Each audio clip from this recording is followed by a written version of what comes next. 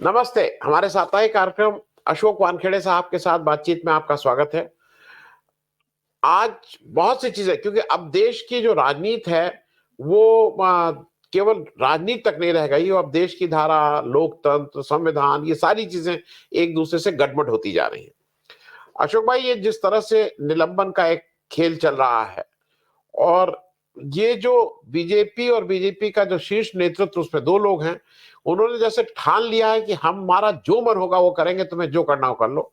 हम संसद, चलती हुई संसद में परंपरा के अनुसार हम संसद में वक्तव्य नहीं देंगे। हम दैनिक जागरण, इंडिया टुडे के कॉन्क्लेव में बात करेंगे, वहां पे इस पे वक्तव्य देंगे। और अगर कोई इस पे वक्तव्य मुझसे मांगने की गुस्ताखी करेगा तो हम उसको निलंबित कर देंगे। मतलब 141 सांसद, इसका मतलब आपका माइंडसेट ही यह है कि आप अपने सामने किसी से प्रश्न पूछना भी आप अपराध समझते हैं। मैं पहले इस पे आपसे एक वक्तव्य ले लूं। अशोक भाई, ये जो हो रहा है, जिस तरह से निलंबित किए जा रहे हैं। देखिए, 3 राज्यों के चुनाव के नतीजे आने के बाद जो अहंकार बढ़ा है और उसके मायने ये हो गए हैं कि बस अब मोदी है तो मुमकिन है, और जब मोदी है तो मुमकिन है तो फिर कॉन्स्टिट्यूशन, परंपराएं, ये सारी चीजें किस लिए चाहिए? इसका कोई मतलब नहीं है। इसलिए मैं जो बार बार आपको पहले भी कह रहा था कि ये खास गुजरात मॉडल जिसकी बात हम कर रहे थे कि गुजरात मॉडल एक आया है इस देश में, और 2014 में जिस गुजरात मॉडल की बात कर रहे थे वो गुजरात ओरिजिनल मॉडल क्या है वो धीरे धीरे लोगों को समझ में आ रहा है। आर्थिक स्थिति पे बात करें तो जरूरत से ज्यादा कर्जा लेकर राज्य चलाना और कर्जे को लाद देना राज्य पे, ये गुजरात मॉडल जो अब देश पे हुआ, ये गुजरात मॉडल विधानसभा का था। मैं आपको थोड़ा पीछे लेके चलता हूँ। हरेन पांड्या मंत्री थे मोदी जी के कैबिनेट में। सुबह मॉर्निंग वॉक पे गए, उन पे गोलियों की बौछार हुई, उनकी हत्या की गई। उसके बाद विधानसभा में उनको श्रद्धांजलि देने के लिए प्रस्ताव रखा गया।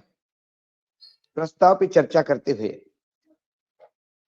तत्कालीन लीडर ऑफ अपोजिशन जो कांग्रेस पार्टी के थे, चौधरी साहब, उन्होंने यह आरोप लगाया कि हरेन पांड्या की हत्या यह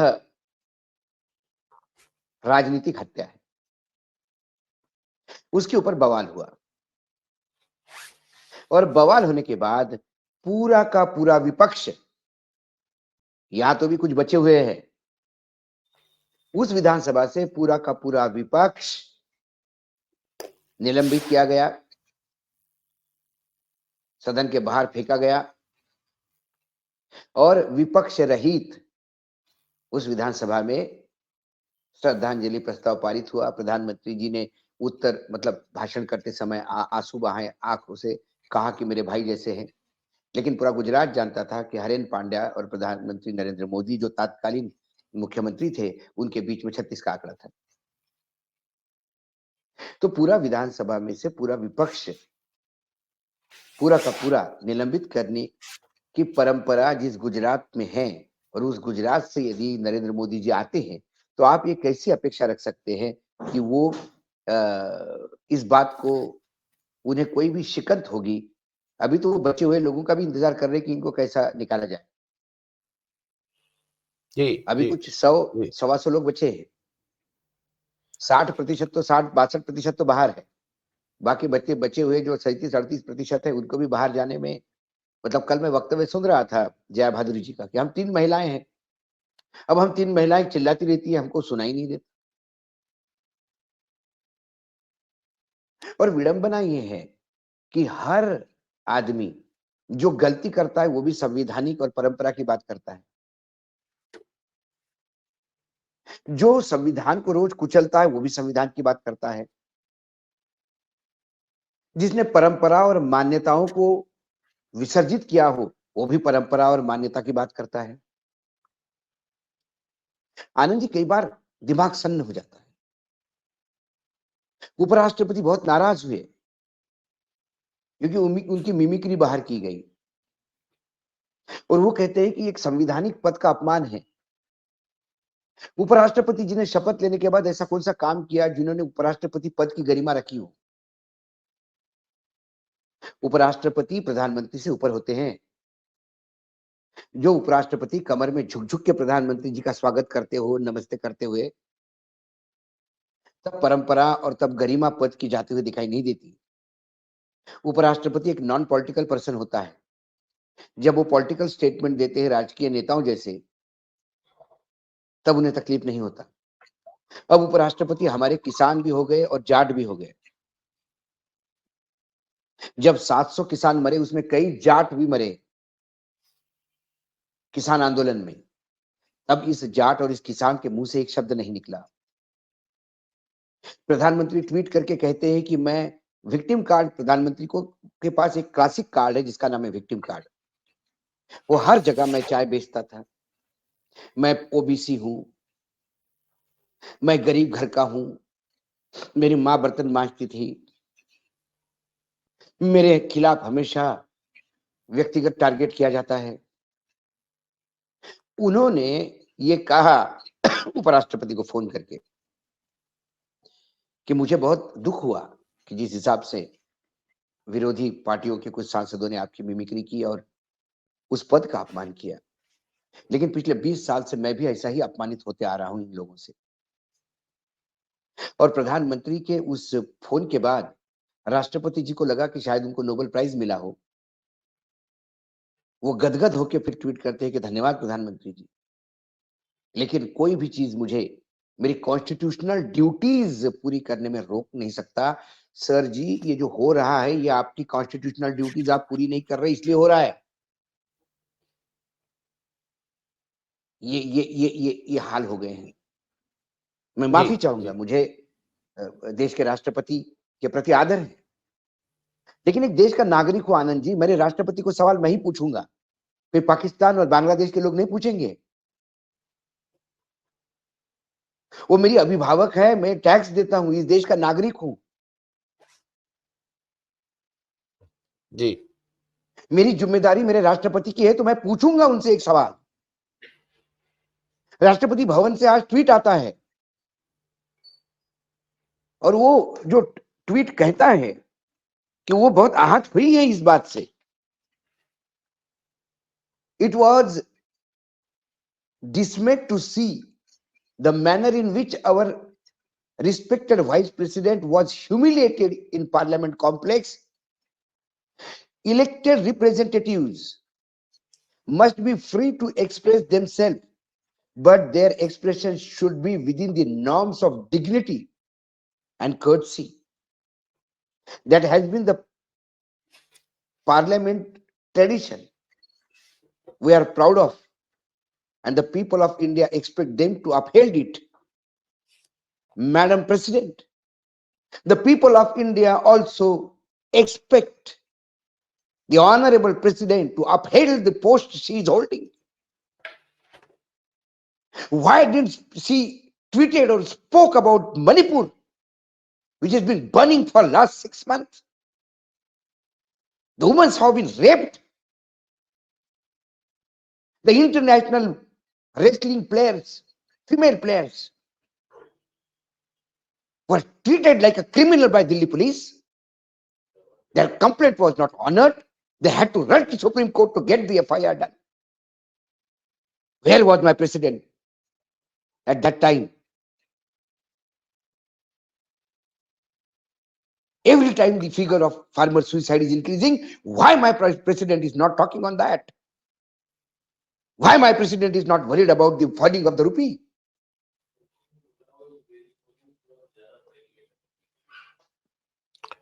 राष्ट्रपति उपराष्ट्रपति के लिए बोलते हैं, प्रधानमंत्री उपराष्ट्रपति के बोलते हैं, इस देश की जनता के लिए कौन बोलेगा सर? मेरी पीड़ा के लिए कौन बोलेगा? जी जी मजाक बना के रखा है। सांसद किस लिए होती है? संवाद के लिए होती है।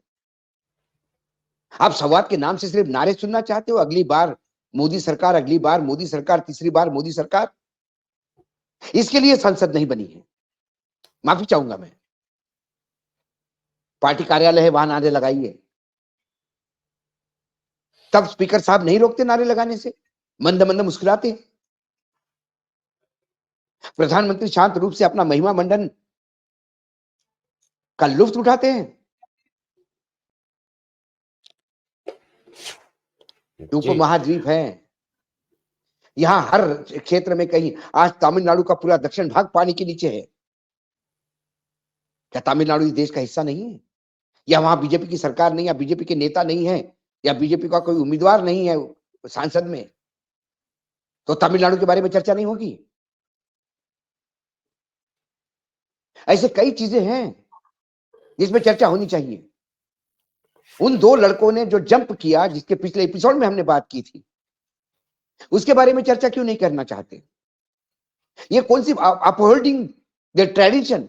Is it a tradition of the parliament, when the parliament is in session, the house leader of the house and the home minister give the statement outside the house? ये ट्रेडिशन रही है हमारे देश की कि जब संसद सत्र शुरू होता है तब वक्तव्य बाहर नहीं दिए जाते।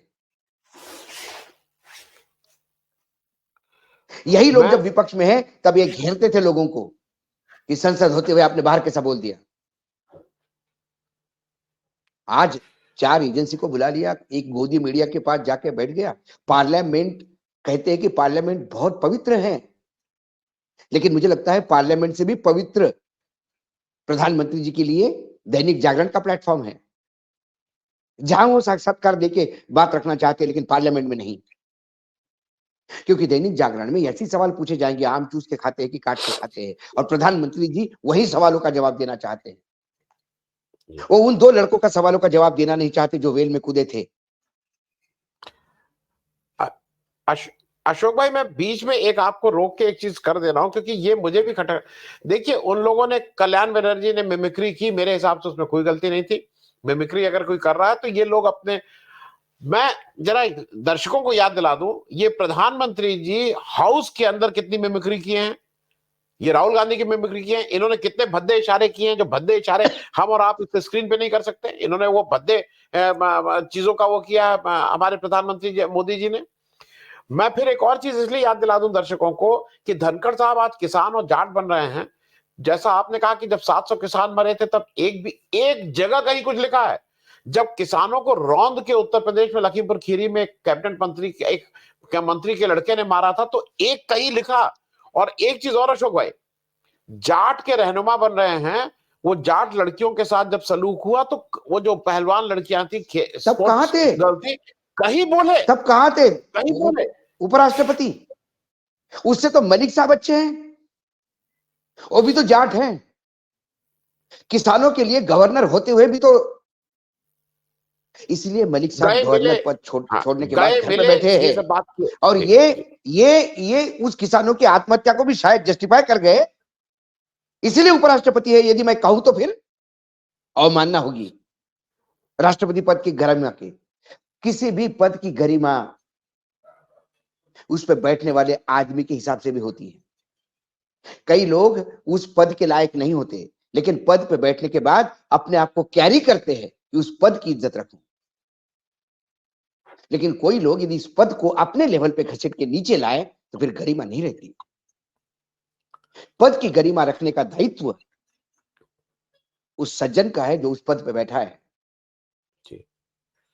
यदि आनंद जी आप संपादक है तो संपादक पद की गरिमा आपको रखनी होगी। आप छिछोरापन करेंगे तो फिर लोग आपको कहेंगे कि आनंद जी छिछोरे हैं, तो फिर आप ये मत कहना कि संपादक को छिछोरा कहा। अरे छिछोरा संपादक कैसा हुआ, यही पहले शोध का विषय है। जी अशोक भाई, एक बड़ा चीज दिल और होना चाहिए। लोग हंसते हैं। मुझे याद है कि मैं ऐसे कई कार्टूनिस्ट, अभी हमारे एक मित्र थे कार्टूनिस्ट, वो नहीं रहे, उन्होंने एक किस्सा सुनाया था कि मुरली मनोहर जोशी नाराज हो गए उनके ऊपर कि आप मेरा कार्टून ही नहीं निकालते। इंदिरा गांधी जी का कार्टून जब बाल ठाकरे ने निकाला तो इंदिरा गांधी जी ने बाल ठाकरे को अरेस्ट नहीं किया था। उन्होंने बाल ठाकरे को मिलने पे कहा था कि आप जब मेरा कार्टून निकालते तो मुझे बहुत बढ़िया लगता है। You draw me the perfect. बड़े दिल के लोग होने चाहिए सर, सिर्फ सीना 56 इंच का होने से नहीं चलता। क्योंकि आपको इशू डाइवर्ट करना है। आपको जो 2 बच्चे कूदे हैं उसका इशू डाइवर्ट करना है, तो अब उपराष्ट्रपति का अवमानना बड़ी हो गई। जी। अब सारा पूरा जो है ये है, पूरे देश में उसी पे लग गया, उपराष्ट्रपति का अपमान किया, उपराष्ट्रपति का अपमान किया। राष्ट्रपति भी बोल रहे, प्रधानमंत्री भी बोल रहे, मंत्री भी बोल रहे, बीजेपी बोल रही है, संघ बोल रहा है, राष्ट्रपति का उपराष्ट्रपति का अपमान किया, उपराष्ट्रपति का अपमान किया। लेकिन उन दो लड़कों ने जो कूद के अपनी देश की पीड़ा बताई, वो इशू खा गया। मैं ये अशोक भाई, मैं सिस्टमैटिक तरीके से चला हुआ एक कैंपेन है। जी जी अशोक भाई, मैं इसलिए इसको वो करूं, सिर्फ यही नहीं, दुनिया हंस रही है। 141 सांसदों को आपने इस देश में निलंबित कर दिया और आप ये इशू बढ़ा। एक चीज और था, कल एक बड़ा इंपॉर्टेंट चीज और हुई, इंडिया अलायंस की कल मीटिंग हुई और वो सारे लोग जो ये कह रहे थे कि अरविंद केजरीवाल जा रहे हैं, ममता बनर्जी जा रही हैं, सारे लोगों के मुंह पे ताला लगा। कल ममता बनर्जी और अरविंद केजरीवाल ने नाम प्रपोज किया कि भाई खड़गे साहब को इस प्रधानमंत्री पद का। बिल्कुल। उन्होंने भी ये कहा कि नहीं, पहले उतने एमपीज ले आओ तब इसकी बात करेंगे। सारे लोगों ने अपना बड़प्पन दिखा के इंडिया अलायंस में ये बात चर्चा हुई। मैं एक चीज इस पर सिर्फ आपसे पूछ लूं, हाँ अशोक भाई, ये जो 141 लोगों को जो एक्सपेल किया जिस ढंग से इस समय बीजेपी की शाह पे, बीजेपी की सरपरस्ती में, आपको क्या लगता है कि इंडिया अलायंस के लिए ये एक सीमेंटिंग इफेक्ट है? ये फेविकोल का काम कर दिया कि वो जो इधर उधर जिसके मन में भी कभी रहा होगा, उसने कहा कि नहीं, अब एक साथ आना और तभी इनका मुकाबला कर सकते हैं। देखिए, मुझे लगता है कि कहीं ना कहीं प्रधानमंत्री सवालों से डरते हैं, और वो सवालों के डर ही ये है कि आप जितना विपक्ष कम करो, सवाल पूछने वाले पूछो मत, क्योंकि सवालों की जवाब वैसे भी देना नहीं चाहते। और हाइट तो ये हो गई कि विपक्ष ने कई हथकंडे अपनाए, खासकर अडानी जी के मामले में तो नो कॉन्फिडेंस मोशन लाया, अविश्वास का प्रस्ताव लाया, ये सोच के कि जिस विषय पे अविश्वास का प्रस्ताव लाया उस विषय पे तो चर्चा होगी। लेकिन प्रधानमंत्री जी ने उस अविश्वास के प्रस्ताव में भी जिस विषय पे प्रस्ताव लाया वो छोड़ के बाकी सारी बातें की, क्योंकि अडानी जी के बारे में उनके पास जवाब नहीं। उनके पास जब जवाब नहीं होते तो वो ये हथकंडे अपनाते हैं, जो बोलता है उसका मुंह बंद करते हैं, नहीं तो निष्कासन पे आ जाते हैं। मुझे ताज्जुब की बात है, जो आदमी हाउस में नहीं था उसका भी निष्कासन हुआ है सर, बताइए। जो आदमी हाउस में ही नहीं है उसका भी निष्कासन हुआ है। राम गोपाल वर्मा, जो कभी मतलब इतना लंबा करियर रहा है, लेकिन राम गोपाल वर्मा का रिकॉर्ड रहा है कि कभी ऊंची आवाज में उन्होंने बात नहीं की। वो अपने सीट पे सिर्फ खड़े हो गए थे, उनका निष्कासन हो गया। जब निष्कासन ही करना था तो जो लोग बाहर थे हाउस के, उनका भी निष्कासन हो गया। वो कह रहे कि अरे जब आपने निष्कासन किया मैं तो पहले से बाहर था। जी जी। क्योंकि आपको उनको बाहर निकालना था, आपको एक मैसेज देना है। 2024 के पहले का ट्रेलर है सर ये, आनंद जी। नहीं, जो मैं इंडिया डर, गठबंधन आपको पे बार भी बार मैं लोगों को जी लगता है कि मैं जी डरा रहा हूं, मैं डरा नहीं रहा जी हूं, मैं देख रहा हूं सामने। जिस बार फिर से 2024 में यदि 300-350 सीट लेके ये लोग आए, जैसे कि अमित शाह कहते कि हम 350 सीट लाएंगे, यदि 350 सीटों के साथ आए तो उसके बाद विपक्ष नहीं होगा सर। पहले दिन ही जी। विपक्ष का नाम लेके, चाहे वो कुछ करे ना करे, पार्लियामेंट के कैमरे बंद होंगे। पहले दिन ही सारा विपक्ष, पूरा का पूरा विपक्ष 5 साल के लिए निष्कासित किया जाएगा। जाओ, जो जनता से कर लो,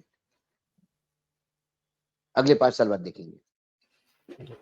ना रहेगा बांस, ना बजेगी बांसुरी, बस क्योंकि अशोक भाई, पूछने लेकिन वाला कोई इंडिया नहीं है। गठबंधन, हाँ, इंडिया अलायंस की मीटिंग पे भी जरा कुछ एक टिप्पणी करते। हाँ, जो कल मीटिंग हुई उससे कुछ उम्मीद बन रही है कि नहीं?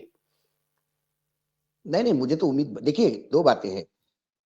एक होता है कि इंडिया गठबंधन जब पहला बिहार में मीटिंग पहली नीतीश ने बुलाई, तब केजरीवाल भग गए, केजरीवाल नाराज हो गए। पूरा गोदी मीडिया ने वो परसेप्शन बनाने का प्रयास किया, केजरीवाल ने उसको ढस कर दिया।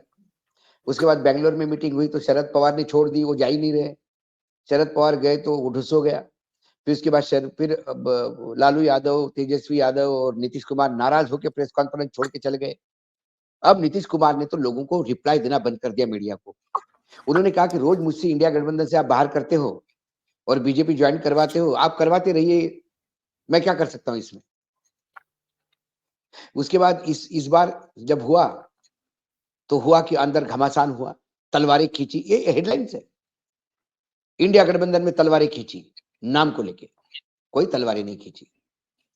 बहुत सारी चर्चाएं हुई, उनमें से कई चर्चाएं आपको भी पता है, आपके भी सोर्सेस है, मैं जानता हूं, मेरी भी सोर्सेस है, उन्होंने भी मुझे बताया क्या बात हुई। लेकिन साथ में ये भी बताया कि इसको पब्लिक बोलने की जरूरत नहीं, क्योंकि वो भी जानते हैं उनकी लड़ाई नरेंद्र मोदी से है। कई प्लानिंग उनको करनी है। मोटे मोटे तौर पे जो सबसे बड़ा मसला जो हल हुआ वो ये हल हुआ है कि जिस राज्य में जो रीजनल पार्टी, जो राजकीय दल जिस राज्य में सबसे बड़ा होगा, वो सीट डिस्ट्रीब्यूशन का काम उस राज्य का देखेगा। मसलन बिहार में नीतीश जी और लालू जी देखेंगे, बंगाल में ममता जी देखेगी, यूपी में अखिलेश जी देखेंगे। उनका डिसीजन फाइनल होगा, वो सुप्रीम होंगे अपने स्टेट में डिसाइड करने के लिए। और मुझे लगता है कि इससे ज्यादा और ट्रांसपेरेंट बात होती नहीं। और इसके बाद तो अब मसला हल ही हो गया। लोगों को लग रहा था, यदि हमको भी लग रहा था कि मसला किस राज्यों में है। देखिए, बिहार में मसला है नहीं क्योंकि ऑलरेडी वहां गठबंधन की सरकार है। महाराष्ट्र में मसला नहीं क्योंकि ऑलरेडी गठबंधन में भी विपक्ष बना हुआ है। अब उसके बाद दिल्ली, यूपी, ये दो राज्य बचते हैं। पंजाब, दिल्ली और पंजाब आम आदमी और कांग्रेस ये आपस में सेटल कर देंगे। और यूपी में अखिलेश जी देखेंगे कि किसको कितनी सीट देनी है। बाकी राज्यों में गुजरात, आसाम, नीचे आ जाओ आप, उत्तराखंड, हिमाचल, उसके बाद आप आ जाइए राजस्थान, छत्तीसगढ़, मध्य प्रदेश, इन राज्यों में कर्नाटक, इन राज्यों में बीजेपी और कांग्रेस आमने सामने है। उसमें किसी राजनीतिक दल की दखल नहीं। वहां तो पहले से ही तय है कि वहां कांग्रेस ही लड़ेगी। अब हो सकता है कि कांग्रेस को जरा ज्यादा सीटें यूपी में मिले तो कांग्रेस 2-4 सीटें मध्य प्रदेश में एडजस्ट करे समाजवादी की। यदि जिस हिसाब से वोट परसेंट है उस हिसाब से सीटें मिलेगी तो यहाँ इस बार कोई कहेगा भी नहीं कि हमारी सीटें कम क्यों, क्योंकि उस राज्य के लीडिंग राजनीतिक दल के हाथ में ये अधिकार दिए हैं। ये बैठ के बात होगी। तेलंगाना में कांग्रेस और बीआरएस आमने सामने है, वह बीजेपी नहीं के बराबर है। दूसरी ओर आप बीजेडी और कांग्रेस आमने सामने है उड़ीसा में, वह तीसरा प्लेयर बीजेपी है। तो बीजेडी वैसे भी न्यूट्रल रहती है, कभी इधर कभी इधर। तो कुल मिला के दक्षिण भारत में तो सब अपना अपना सबका है। आंध्र प्रदेश में टीडीपी और कांग्रेस एक हो सकती है और वहां बीजेपी और वाईएसआर एक हो सकते हैं। तमिलनाडु में तो बीजेपी को कोई पार्टनर ही नहीं है। केरल में कांग्रेस आए या लेफ्ट आए, दोनों आए तो इंडिया की गठबंधन का ही हिस्सा होंगे। तो मसला कहाँ है?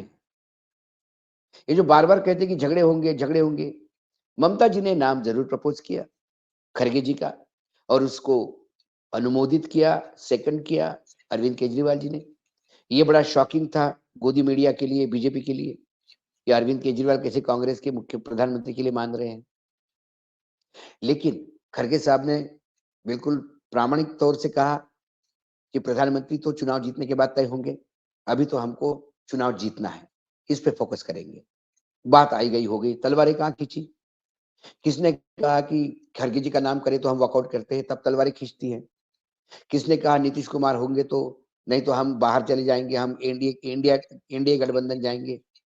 ये गोदी मीडिया जो है ये लगातार ऐसे, मतलब राहुल गांधी क्यों नहीं कहते कि उनको प्रधानमंत्री नहीं, एक बड़े पत्रकार ने पूछा।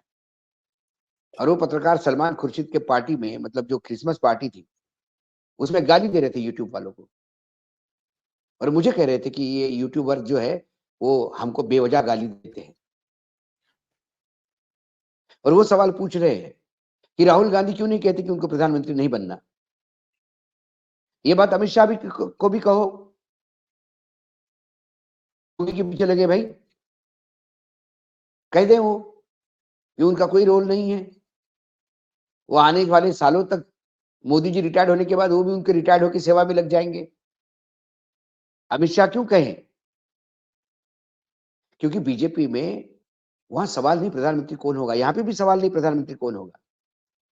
लेकिन राहुल गांधी के मुंह से ना क्यों नहीं कहते, इसी को इश्यू बना के इंडिया गठबंधन टूट रहा है, इंडिया गठबंधन में राहुल गांधी ऊपर से थोपे जाएंगे, ये एक प्रोजेक्शन बनाने का काम ये लोग कहते हैं, और फिर कहते हैं कि यूट्यूबर्स हमको गाली देते हैं।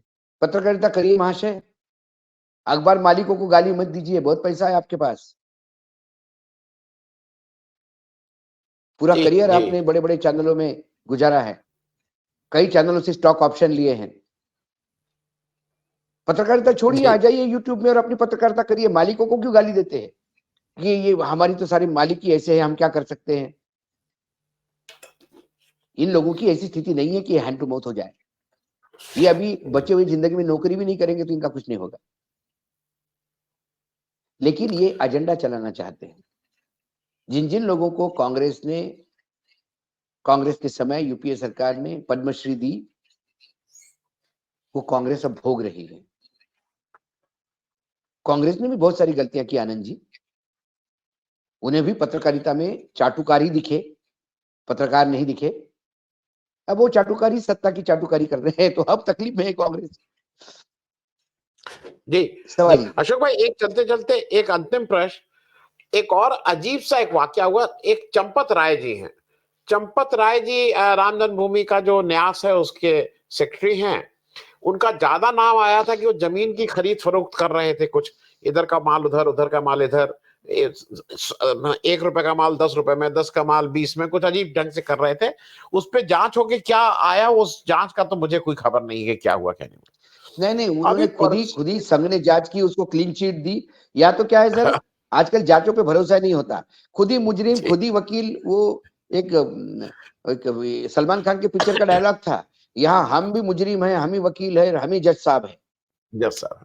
नहीं, उससे यही होता ज्यादा है उन्होंने आजकल। जो, जी अशोक एक भाई चीफ जो जस्टिस सबसे सर्वोच्च न्यायालय का खुद के ऊपर लगे हुए आरोपों को खुद ही इंक्वायरी करता है, खुद ही को क्लीन चिट देता है, और बाद में राज्यसभा जाके बैठ जाता है। हे बैठ जाता है। भगवान, बताइए आप। हाँ, लेकिन अशोक भाई वो तो लोग अब आजकल बहुत कॉमन हो गया है कि मैं कई जगह सुनता हूं कि लोग कहते हैं कि भाई लोया बनना चाहते हो कि आपने जो राज्यसभा के हैं साहब वो बनना चाहते हो। खैर, मैं जो मूल मूल बात है, चंपत राय साहब कह रहे हैं कि मैं निमंत्रण भेज रहा हूं अडवाणी जी और मुरली मनोहर, लेकिन वो आए नहीं, मेरी उनको सलाह है। फिर कह रहे हैं कि वो मुझसे तो मुरली मनोहर जोशी कह रहे हैं कि मैं आऊंगा, उन्होंने, लेकिन उनके पैर नहीं का नहीं, नी का ऑपरेशन हुआ, वो नहीं आए। चंपत राय, ये चंपत नहीं, राय मुझे मैं सिर्फ इतने एक चीज पूछूंगा अशोक बददिमाग भाई, इंसान है।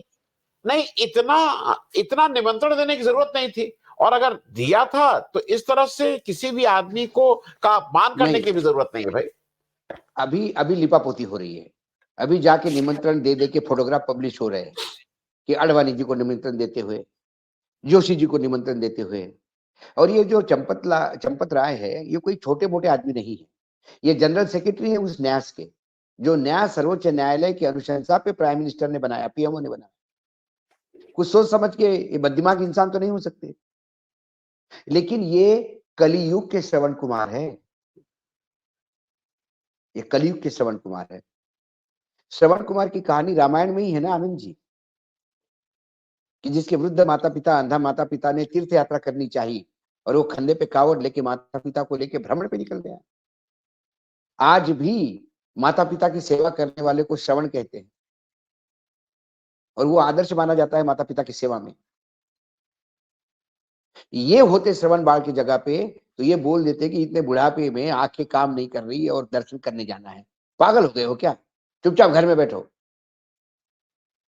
ये जो अलग अलग बीजेपी के राज्यों में ये वृद्धों के लिए तीर्थ यात्रा का प्रयोजन जो मध्य प्रदेश सरकार कर रही है, मुझे लगता है चंपत राय से एडवाइस लेके उन्होंने बंद कर देना चाहिए। वृद्ध लोगों को क्या जरूरत है इधर उधर जाने की, बैठिए चुपचाप।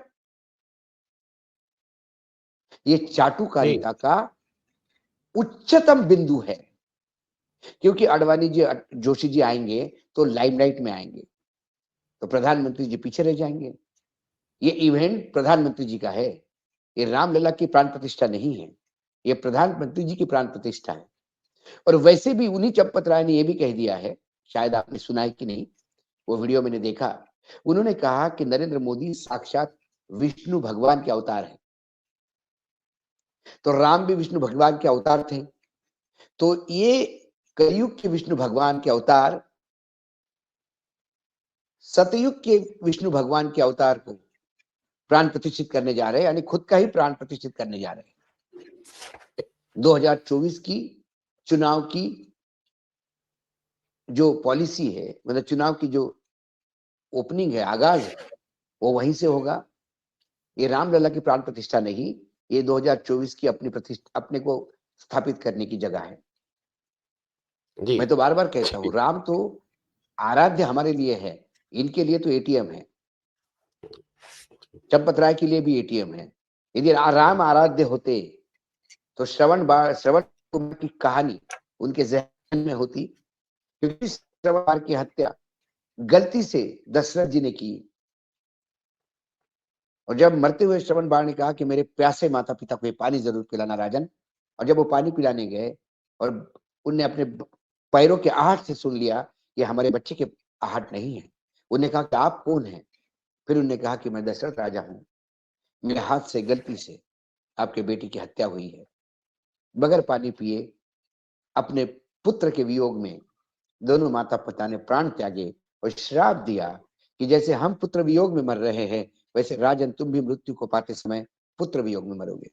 ये रामायण की कहानी है। राम को भूलते नहीं है, क्योंकि श्रवण से वोट नहीं मिलेंगे, राम से वोट मिलेंगे। इसलिए श्रवण को भूल जी गए।